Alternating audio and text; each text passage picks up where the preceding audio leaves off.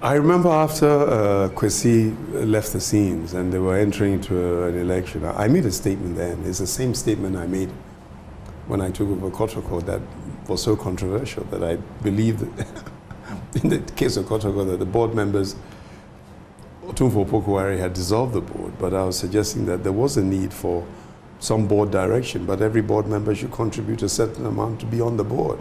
It's a privilege to serve on the board, so contribute to be. And I'm not saying that is the case of the GFA, but I think it would be great if it is. That certainly in a couple of elections back, I stated that whoever should be running the GFA, the easiest thing to raise money for this side of a beauty pageant is football. Right. So therefore, you shouldn't go to the government and be really requiring the government. They should be able to work and raise their own money to run the national teams. If I was running the national teams, I'd be doing that.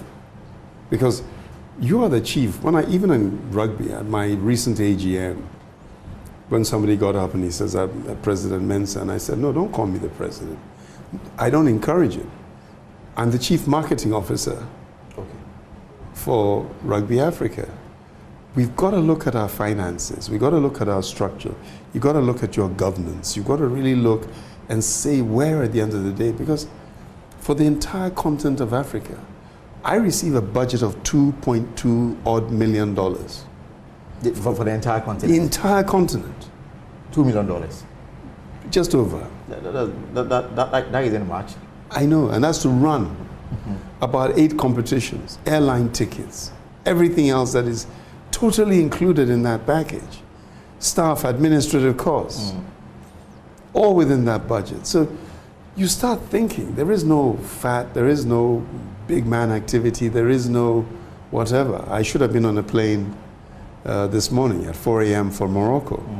I had a choice, either the World Rugby Awards on Sunday in Monte Carlo or going to Casablanca. I've chosen to go to Casablanca. Okay.